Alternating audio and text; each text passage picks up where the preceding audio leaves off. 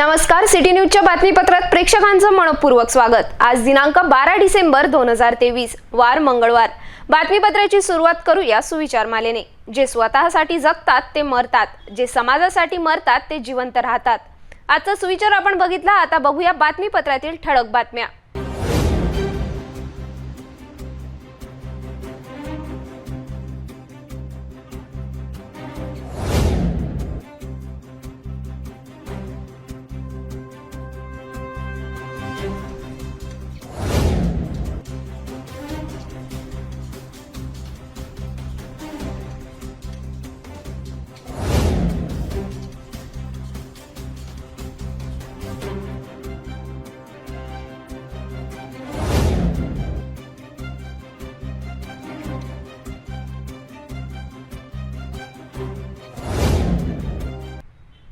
आपण ठळक बातम्या बघितल्या। आता घेऊया छोटासा ब्रेक।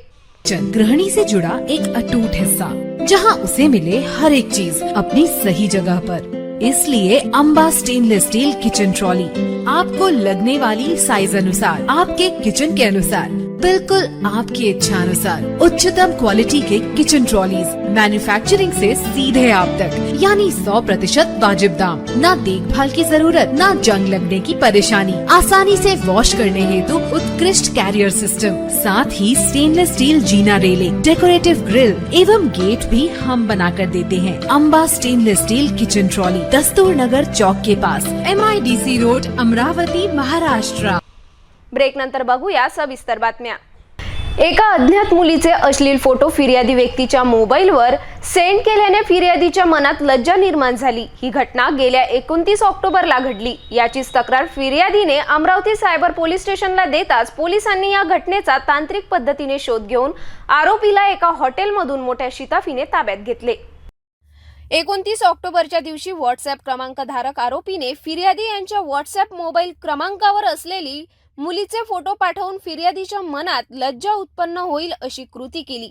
अशा फिर्यादीच्या लेखी रिपोर्टवरून अज्ञात व्हॉट्सअप मोबाईल क्रमांक धारक आरोपी विरुद्ध सायबर पोलीस स्टेशन येथे तक्रार दाखल झाल्यावर पोलिसांनी आरोपी विरुद्ध कलम 354 अ, 354 ड, 509 भादवी सह कलम 67 IT ऍक्ट अन्वये 30 ऑक्टोबरला गुन्हा दाखल करण्यात आला। या प्रकरणात सायबर पोलिसांनी उच्च तंत्रज्ञानाचा वापर करून तांत्रिक पद्धतीने तपास करून यातील फिर्यादी यांचा फोटो पाठविणारा आरोपीस निष्पन्न करून आरोपीचा अखेर शोध घेतला। शुभम प्रकाश चापके वय 25 असे ताब्यात घेतलेल्या आरोपीचे नाव आहे। त्याला 11 डिसेंबरला एका हॉटेलमधून ताब्यात घेऊन कारवाई करण्यात आली। त्यांच्याकडून गुन्ह्यात वापरण्यात आलेला एक मोबाईल, हँडसेट, 3 सिम कार्डसह जप्त करण्यात आला आहे। ही कारवाई पोलीस आयुक्त नवीनचंद्र रेड्डी, पोलीस उपायुक्त सागर पाटील, सहाय्यक पोलीस आयुक्त शिवाजी बचाटे, गुन्हे विभाग अमरावती शहर यांच्या मार्गदर्शनात सायबर पोलीस स्टेशनचे पोलीस निरीक्षक गजानन तामटे, सहाय्यक पोलीस निरीक्षक अनिकेत कासार, पोलीस कर्मचारी प्रशांत मोहोड, निखिल माहुरे, ताहेरे अली, गजानन पवार, पंकज गाडे, जगदीश पाली, संजय धंदर, उल्हास टवलारे, सुधीर चर्जन, अनिकेत वानखडे यांनी केली। संभाजीनगर जिल्ह्यात येत असलेल्या फुलंब्री तालुक्यातील पानवाडीच्या डोंगर परिसरात अचानक बिबट आढळून आल्याने गावातील नागरिकात भीतीचे वातावरण पसरले। बिबट दिसून येताच आरडाओरडा करण्यात आली। बिबटच्या मागे येथील चिंचोली ग्रामस्थांनी पाठलाग केला। वन विभागाने या भागात टाकण्यात आलेली जाळी पाहण्याकरिता एक वनरक्षक गेले असता त्यांच्यावरच बिबटने हल्ला घेऊन त्यांच्या डोक्याला चावा घेतला।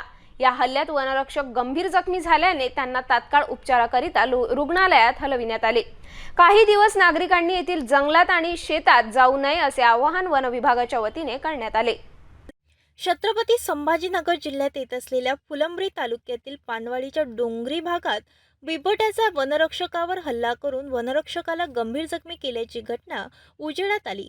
फुलंब्री तालुक्याच्या पानवाडी, चिंचोली, धामणगाव, पोफडा या गावाच्या डोंगराळ भागात 10 डिसेंबर रविवारी सकाळी पानवाडीच्या शेजारी एक बिबट्या येथील नागरिकांना दिसून आला। बिबट्या दिसताच नागरिकांनी आरडाओरडा केला असता पानवाडी, चिंचोली गावातील अनेक नागरिक बिबट्याच्या दिशेने डोंगराळ भागात धावून आले व काही नागरिकांनी फुलंब्री पोलीस ठाणे तसेच वन अधिकाऱ्यांना फोन करण्यात आला।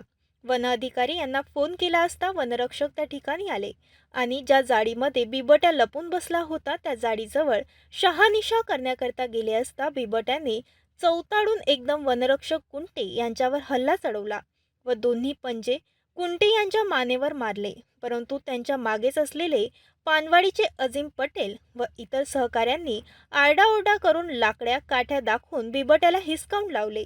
त्यामुळे वनरक्षक कुंटे यांचा जीव वाचला व ते गंभीर जखमी झाले। वनरक्षक कुंटे यांना लगेच तेथील नागरिकांनी एका वाहनातून औरंगाबाद येथे दवाखान्यात घेऊन गेले।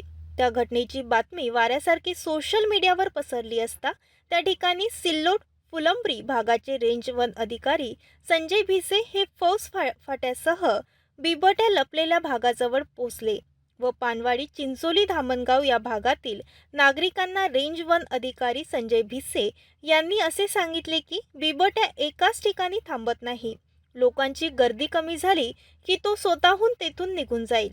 पण जेथे जमा असलेल्या नागरिकांचे असे म्हणणे होते की त्या बिबट्याला आमच्या समोरच आमच्या जंगलातून हिसकावून द्या, आम्ही सर्व नागरिक इथे उभे राहत नाही। कमीत कमी प्रत्येक गावातील एक दोन नागरिक इथे राहणार, त्यांच्या सक्षम तुम्ही त्याला इथून हकलावून द्या म्हणजे आम्हाला समाधान होईल। वन अधिकाऱ्यांनी त्या बिबट्याला पिंजरा आणून पकडावे किंवा आमच्या भागातून दूर करावे। कोणत्याही प्रकारच्या जीविताचे नुकसान किंवा घातपात झाले तर वन अधिकारी यांचे जिम्मेदार राहणार, असे येथे जमा असलेल्या नागरिकांचे म्हणणे होते। संध्याकाळी उशिरापर्यंत वन अधिकारी बिबट्याचा शोध घेत होते, पण तो काही जंगलातून बाहेर निघाला नाही। या ठिकाणी फुलंब्री पोलीस ठाण्याचे सहाय्यक पोलीस निरीक्षक संदीप राजपूत यांच्यासह पोलीस स्टाफ सुद्धा हजर होते। सरकारी निमसरकारी शिक्षक कर्मचारी समन्वय समितीच्या नेतृत्वात येत्या 14 डिसेंबर ते 20 डिसेंबर पर्यंत बेमुदत संप पुकारला आहे। सर्वांना जुनी पेन्शन लागू करण्यात यावी या मुख्य मागण्यांसह एकूण 17 मागण्यांसाठी राज्यव्यापी आंदोलन पुकारण्यात येत आहे। संपांच्या पार्श्वभूमीवर मुख्यमंत्री एकनाथ शिंदे यांनी सुकाणू समितीचे शिष्टमंडळासोबत चर्चा झाली असता अद्यापही मागणी पूर्ण न झाल्याने 14 डिसेंबर पासून काम बंद आंदोलन सुरू करण्याचा निर्णय सरकारी निमसरकारी कर्मचारी शिक्षक संघटनेने घेतला। या संपात राज्यातील 17 लाख सरकारी निमसरकारी शिक्षकांनी शिक्षकेतर कर्मचारी संपावर जाणार आहेत, अशी माहिती आयोजित पत्रकार परिषदेमध्ये स्पष्ट करण्यात आली। एस पवार, सरकारी निमसरकारी शिक्षकेतर कर्मचारी समन्वय समिती निमंत्रक, आमचे घोमसाहेब अध्यक्ष, एच.डब्ल्यू. शिर्के आमचे सहकोषाध्यक्ष आणि दिलीपजी मेश्राम आम्ही सर्व पदाधिकाऱ्यांना उपस्थित। आजची पत्रकार परिषद घेण्याची महत्त्वाचं असं की आमचा 14 डिसेंबरपासून 2023 पासून आपला मार्च 2023मध्ये जो संप स्थगित केला होता तो आम्ही पूर्व सुरू करत आहोत। गेल्या 7 महिन्यापासून शासनाला आपण वेळ दिला होता। मागचा मार्च महिन्याचा जो संप झाला त्या संपाच्या पार्श्वभूमीवर शासनाने आम्हाला जे प्रस्तावित मागण्या केल्या होत्या त्या प्रस्तावित मागण्यापैकी महत्त्वाची मागणी होती आपली सर्वांना जुनी पेन्शन लागू करावी।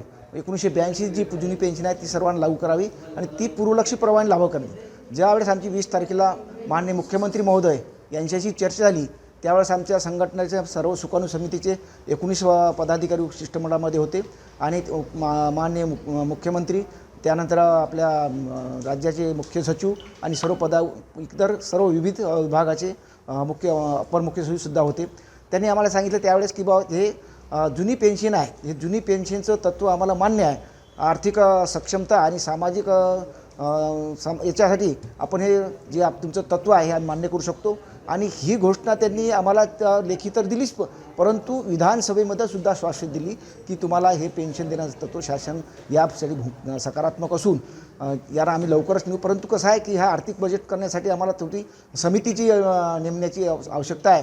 तर त्यावेळेस आमची त्रिसदस्यीय अभ्यास समिती नेमली आहे। माननीय सुबोध कुमार त्याचे सनदी अधिकारी जे आहेत त्याचे अध्यक्ष होते आणि श्रीनिवास आणि के.पी. बक्षी हे 3 त्रिसदस्यीय समिती होते। त्या समितीला 3 महिन्यात अहवाल सादर करावा शासनास असे त्यांनी निर्देश दिले होते, परंतु 3 महिन्यांनी 6 महिने झाले तरी त्यांनी अहवाल सादर केला नव्हता। परंतु नुकताच आता मागच्या महिन्यात 22 तारखेला तो अहवाल सादर झाला आहे। अहवाल सादर होऊनही शासनाने अजूनपर्यंत अहवालाची पूर्तता केली नाही।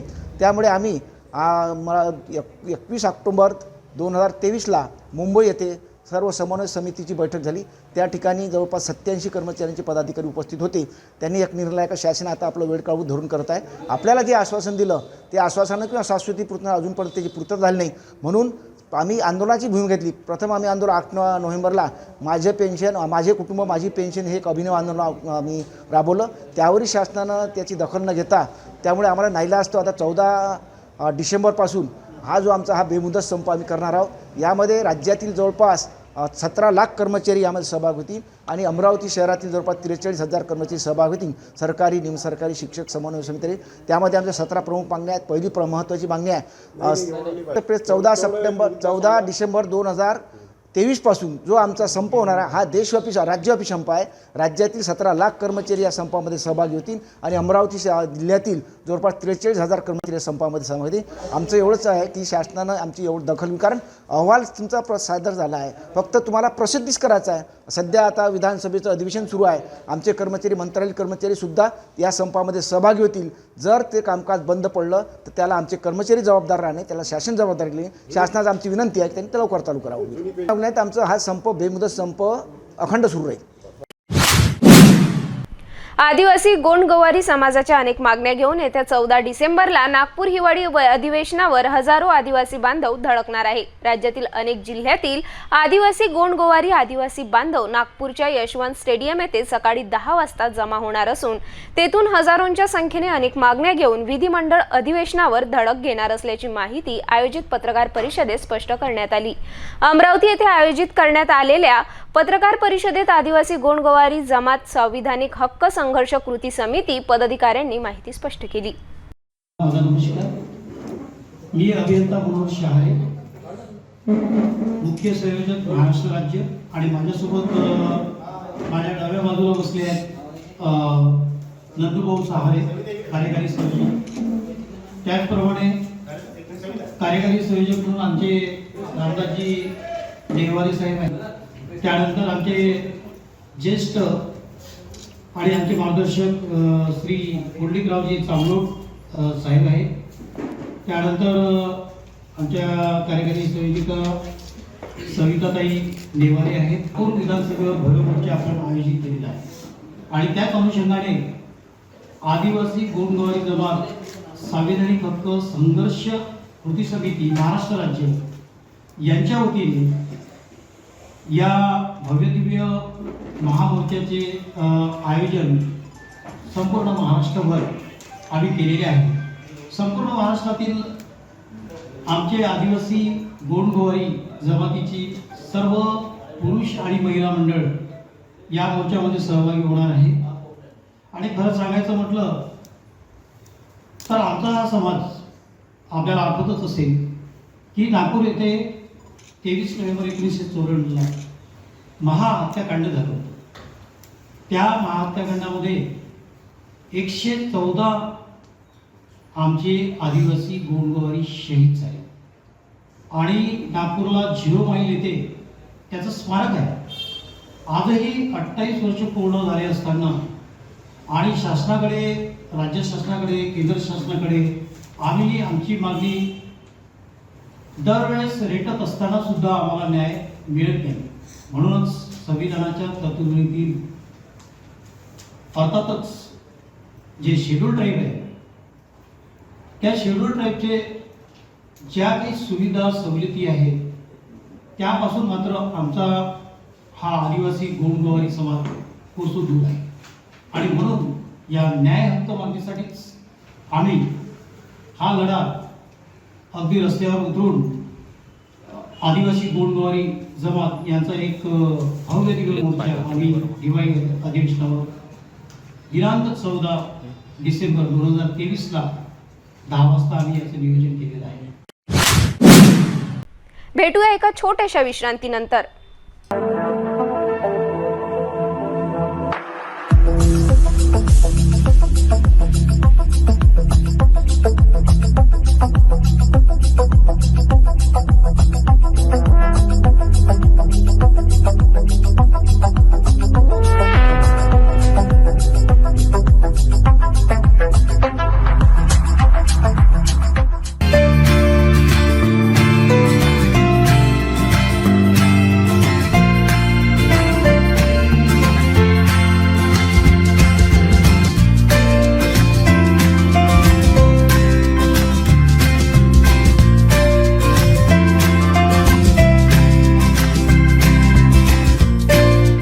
संपूर्ण लग्न बसता आराधना जवाहर रोड अमरावती. विश्रांतीनंतर पुन्हा आपले स्वागत. अमरावती येथून बाहेर जाणारे उद्योग थांबवा असे स्पष्ट करून नवीन उद्योग अमरावती नांदगाव पेठ MIDC आणा अशी जोरदार मागणी अमरावतीच्या काँग्रेस आमदार ॲडव्होकेट यशोमती ठाकूर यांनी 12 डिसेंबरला विधानसभेत केले. अमरावती जिल्ह्यातील नांदगाव पेठ MIDC मध्ये हरमन फिनोकेम या कंपनी महाविकास आघाडीच्या काळात आली असून गुंतवणूक या कंपनीत करण्यात आली. यात शेकडो कामगारांना यातून रोजगार उपलब्ध होणार होता. मात्र आता हा उद्योग अमरावती बाहेर जात आहे. याबाबत सरकारने आणि उद्योग विभागाने चौकशी करायला हवी. नियमाप्रमाणे एखादा उद्योग जर बाहेर जात असेल तर त्या ठिकाणी दुसरा उद्योग तातडीने आणला गेला पाहिजे अशी मागणी ॲडव्होकेट यशोमती ठाकूर यांनी विधानसभेत केली. एक अतिशय महत्त्वाच्या विषयावर या ठिकाणी मी पॉइंट ऑफ इन्फॉर्मेशन मांडते. हरमन फिनोकेम कंपनी ही महाविकास आघाडीच्या दरम्यान त्यांनी भूमिपूजन केलेलं होतं आणि मग त्यावेळेला देखील काही लोकांनी दावे केले होते की आम्ही आणले. आता ती कंपनी रामराम ठोकते MIDC नांदगाव पेठला. अध्यक्ष महोदय, विदर्भामध्ये आपण अधिवेशन घेतो आहे. विदर्भामध्ये आणि नागपूर डिव्हिजन मध्ये आणि अमरावती डिव्हिजन मध्ये कंपॅरेटिव्हली कमी कंपन्या येतात. माहिती द्या तीच माहिती देते अध्यक्ष महोदय. ऍडव्हान्टेज विदर्भ झालं होतं त्यावेळेला इथे मोठ्या कंपन्या आल्या आणि नांदगाव पेठ MIDC मध्ये कंपन्या आल्या. त्याच्यानंतर महाविकास आघाडीच्या दरम्यान ही कंपनी आली. आता ही कंपनी रामराम ठोकतोय. नियम असा आहे अध्यक्ष महोदय की जर एखादी कंपनी जात असेल, काय कारणाने जाते आहे, कोणी त्या कंपनीवाल्यांना त्रास दिला का, 118 एकर जागा 2,500 कोटीचं त्या ठिकाणी इन्व्हेस्टमेंट, हे सगळं त्या अमरावतीमधनं बाहेर निघतंय अध्यक्ष महोदय. नियम असा आहे की एक कंपनी जात असेल तर दुसरी कंपनी त्या ठिकाणी आली पाहिजे. अध्यक्ष महोदय, कुठेतरी ते डेव्हलपिंग स्टेजवर आलंय. आता जर असं निराशा त्या ठिकाणी व्यक्त झाली तर माझी आपल्या मार्फत सरकारला विनंती आहे की आपणही तिथे निर्देश द्यावे आणि ती कंपनी आम्हाला दुसरी कंपनी द्या. ती कंपनी का जाते ह्याच्यावर माहितीची शासनाने नोंद घ्यावी. राज्य विधिमंडळाच्या नागपूर हिवाळी अधिवेशनादरम्यान वर्ष 2023-2024च्या पुरवणी मागणीवरील चर्चा करीत असताना अमरावतीच्या आमदार सुलभा संजय खोडके यांनी अमरावतीच्या विकासाचे विविध मुद्दे उपस्थित करून सभागृहाचे लक्ष वेधले. यात अमरावती शहरात मुक्त संचार करणाऱ्या बिबटला जेरबंद करा, पाणी पुरवठा योजनेच्या 985.49 कोटींच्या प्रस्तावास महाराष्ट्र शासनाच्या राज्यस्तरीय उच्चाधिकार सुकाणू समितीने मान्यता देऊन केंद्र शासनाकडे मंजुरीसाठी शिफारस केली आहे. मात्र सदरच्या प्रस्तावात बदल करून अमृत 2 योजनेची पाईपलाईन ही मृदू पोलादी लोखंडऐवजी सिमेंटची वापरण्याच्या प्रस्तावाबाबतच्या मुद्द्यावरून आमदार सुलभा खोडके नागपूर अधिवेशनात चांगल्याच आक्रमक झाल्या. अमरावतीत आरोग्य सुविधा व वैद्यकीय सेवा उपलब्ध असलेल्या ठिकाणी शासकीय वैद्यकीय महाविद्यालय हवे असे अनेक मुद्दे उपस्थित करण्यात आले. अध्यक्ष महोदय, 2023-24च्या वर्षाच्या पुरवणी मागणीवर बोलत असताना नगर विकासच्या याच्यामध्ये बाब क्रमांक 114 पृष्ठ क्रमांक 65 वर बोलत असताना अमरावती शहराचा वाढीव पाणी पुरवठा योजना संदर्भात अमृत 2चा प्रस्ताव या ठिकाणी अप्पर वर्धा धरण मोर्शी ते निरपिंगळी WTP पाईपलाईन शिकस्त झाली आहे आणि त्याच्या गुरुत्वाकर्षणाचा आयुष्यमान हे 2024 मध्ये संपुष्टात आलेला आहे. म्हणून मला या ठिकाणी शासनाला विनंती आहे, गेल्या 2 वर्षापासून हा मी प्रस्ताव मांडत आहे की या ठिकाणी असणारा सिमोरा हेडवर्क्स ते निरपिंगळी संतुलन टाकी ते पुढे तपोन केंद्रापर्यंत मृदू पोलादी पाईपलाईन अंथरणेचा प्रस्ताव 985.49 कोटीचा प्रस्ताव शासनाकडे आलेला आहे आणि येणाऱ्या मागच्या अर्थसंकल्पीय अधिवेशनात तो विषय मी मांडला होता आणि त्यावर सन्माननीय सावंत साहेबांनी त्यावर उत्तर दिलं होते की ते उच्च समिती पुढे आम्ही ठेवू आणि त्याला मंजुरात घेऊ आणि नंतर केंद्र शासनाकडे पाठवू.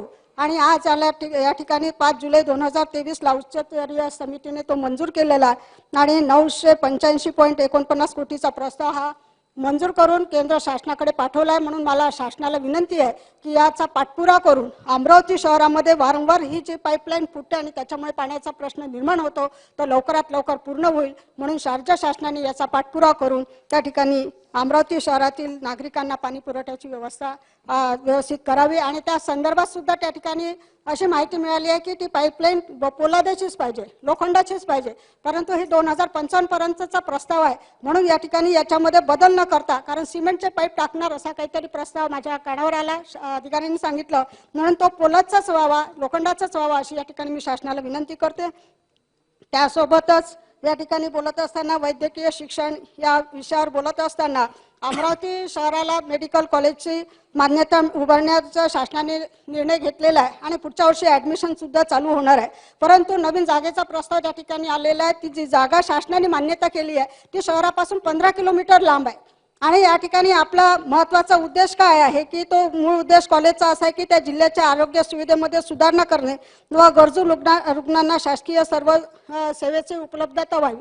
आणि जर ती शहरापासून 15 किलोमीटर जर लांब असेल तर त्या ठिकाणी रुग्ण पोहोचणार नाही आणि मेडिकल कॉलेजचे जे विद्यार्थी असेल त्यांना सुद्धा त्या ठिकाणी म्हणजे तसे रुग्ण मिळणार नाही आणि त्या सुविधेचा लाभ सुद्धा सर्व जनतेला मिळणार नाही. कारण हे अमरावती शहर मध्यभागी अनेक जागा आहेत, त्याचा प्रस्ताव मी मंत्री महोदयांना सुद्धा दिलेला आहे. म्हणून त्या जागेचा सुद्धा आपण शासनाने विचार करावा आणि जेणेकरून येणारे जे काही मेळघाटमधले जे काही रुग्ण असतील किंवा शहरात असे आजूबाजूच्या तालुक्याचे जे रुग्ण येतील त्यांना त्या मेडिकल कॉलेजचा आणि त्या कॉलेजचा आणि मेडिकलचा उपयोग होईल अशा पद्धतीने ती जागा बदलावी अशी या ठिकाणी आणि या जागेवर पुनर्विचार करून ही शहरामधली मध्यभागात जागा दिली आहे ती त्याचा विचार करावा अशी या ठिकाणी मी शासनाला विनंती करते. 3च मुद्दे, 1 मिनिट. त्यासोबतच या ठिकाणी आरोग्य विद्यापीठामध्ये ग्रंथपाल व शारीरिक शिक्षण ही दोन्ही पदे नॉन टीचिंग मध्ये आहे. म्हणून मला शासनाला विनंती करायची आहे की इतर सर्व विद्यापीठामध्ये जे ऍक्ट मध्ये आहे की ग्रंथपाल शारीरिक शिक्षक ही पदे टीचिंग मध्ये घेण्यात आली आहे आणि त्यानुसार संघटनेने मागणीनुसार आरोग्य विद्यापीठाने कार्यकारी परिषद ठराव हा आरोग्य विद्यापीठाने पास केलेला आहे, तो शासनाकडे आलेला आहे. म्हणून मला या ठिकाणी विनंती करायची आहे की आपल्या दालनामध्ये बैठक घेऊन आपण याचा सुद्धा विचार करावा.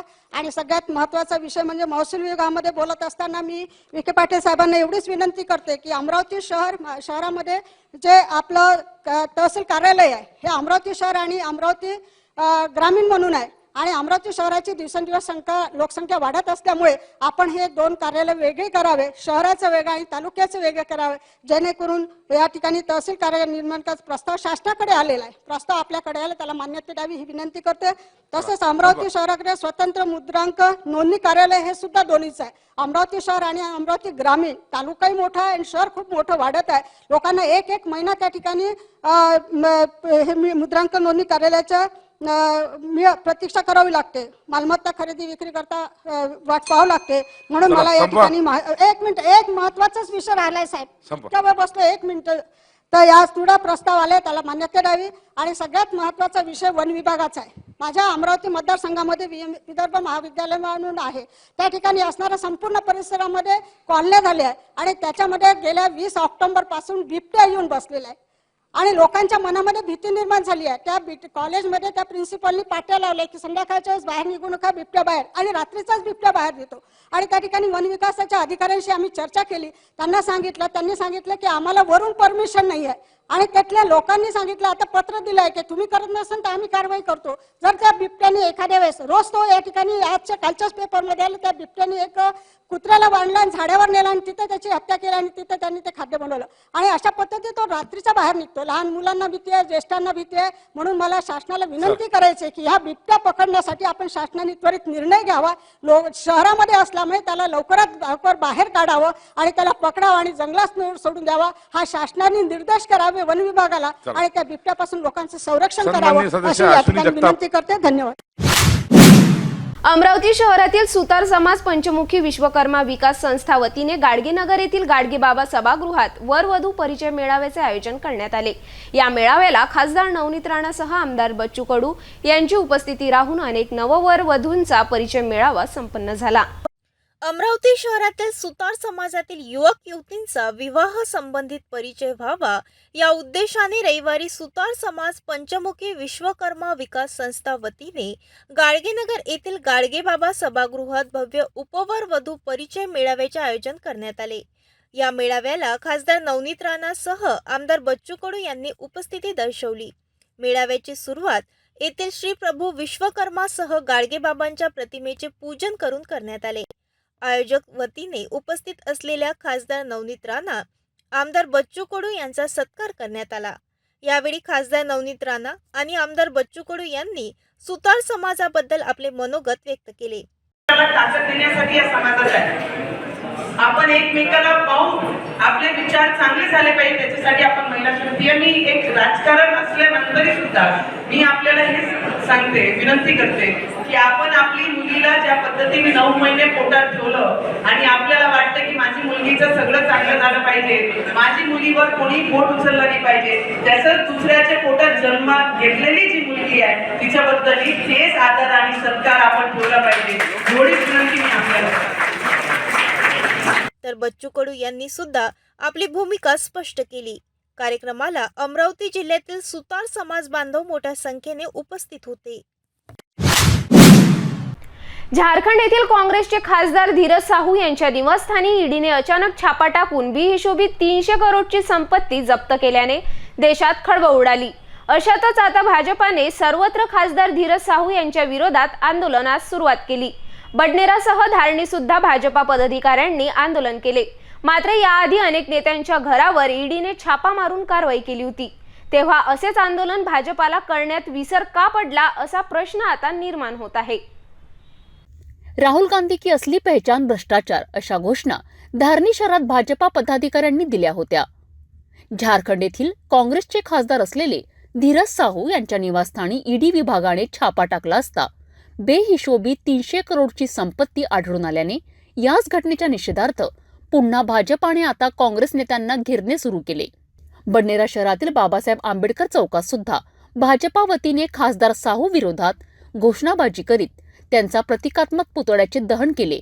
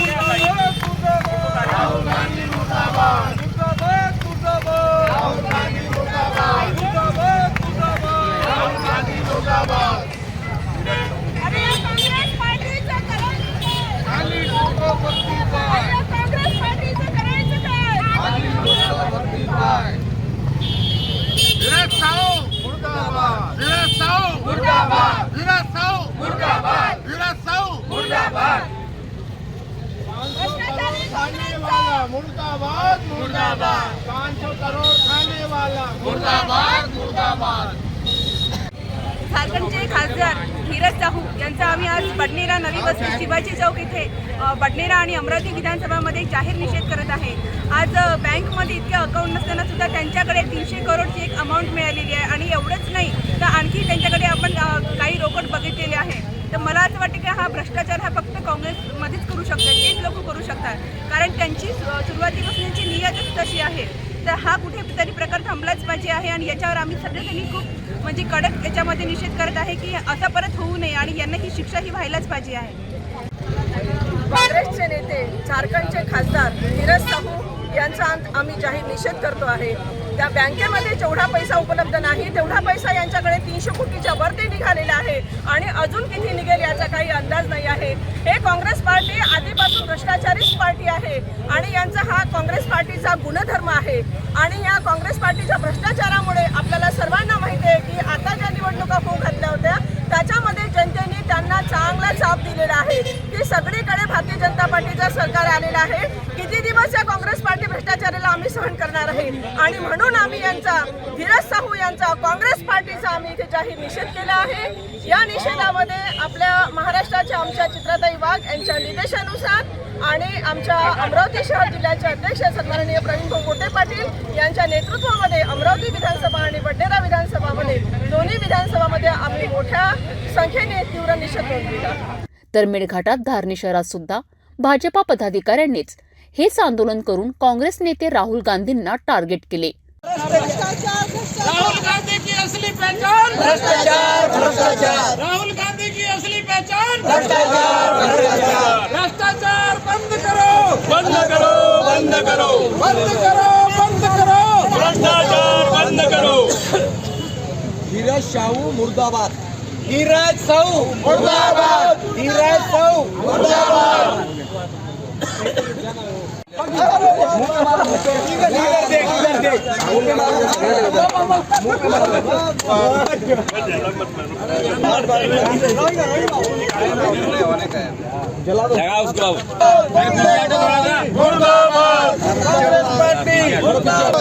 पीछे हो जाओ, ऐसे हो जाओ, मोकले मोकले। भारत माता की जय, भारत माता की जय, वंदे मातरम, वंदे मातरम। तसे पाहिले तर अनेक पक्षनेत्यांच्या निवासस्थानावर याआधी ईडीने छापा टाकून कारवाई केली होती। तेव्हा मात्र भाजपा पदाधिकाऱ्यांना अशाच आंदोलनाचा विसर का पडला? भ्रष्टाचार करणे कायद्याने चुकीचेच आहे, मात्र भाजपाचेच देशात आणि अनेक राज्यात सरकार असताना सर्वात जास्त भ्रष्टाचाराच्या घटना घडल्या, हे मात्र विशेष। जाता जाता पुन्हा एकदा आजच्या ठळक बातम्या।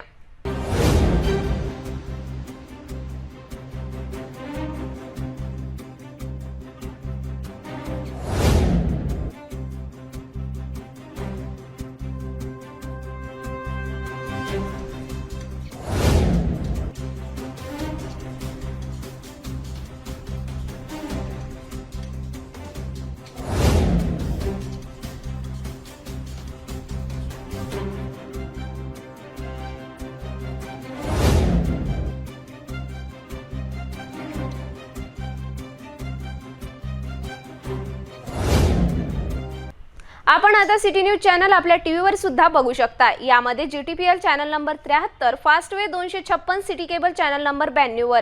जर आपल्या टीव्हीवर सिटी न्यूज चॅनल दिसत नसेल तर आपण आपल्या केबल ऑपरेटरशी संपर्क करावे। आपण सिटी न्यूज केबल व्यतिरिक्त YouTube, Facebook, Instagram आणि ट्विटरवर सुद्धा बघू शकता। याकरिता सोशल मीडिया अकाउंट सबस्क्राइब करा, फॉलो करा, लाईक करा।